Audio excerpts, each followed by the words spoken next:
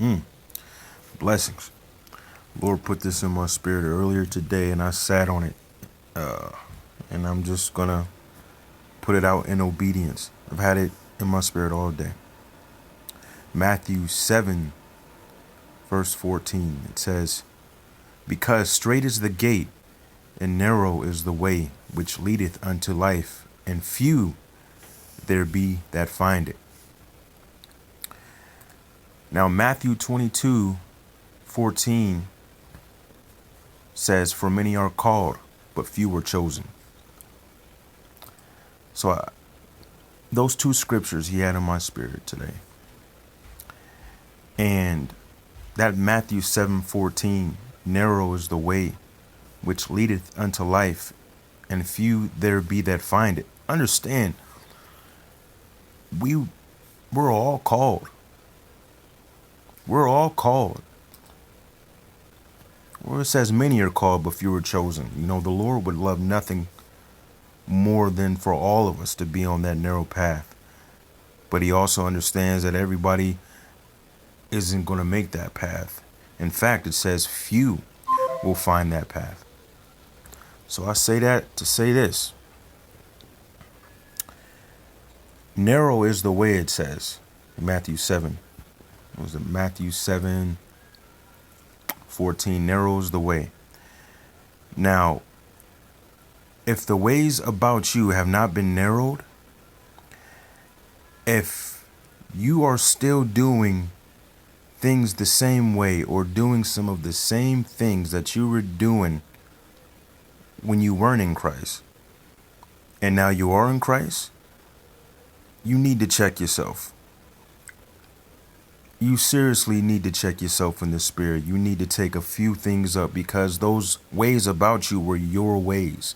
And we know it's his way or no way. It's Yah's way or no way. It's only his. So if you still have ways about you that haven't been narrowed, or you haven't been narrowing those ways about you, you need to check yourself. It says few be there that find it. So if you're on the path, there is some baggage that you're supposed to be leaving behind from the other path that you just came over from. There are certain GPS devices and maps and all manner of like means of travel and destination plots and all that stuff needs to be left by the wayside. That those You should be looking behind you on the path that you're on now, and looking behind you and seeing you're dropping all just a trail of things that you have left. If you aren't seeing those things, you need to check yourself. You sincerely need to check yourself. In these times, it says many are called. Many are called, but few will find it.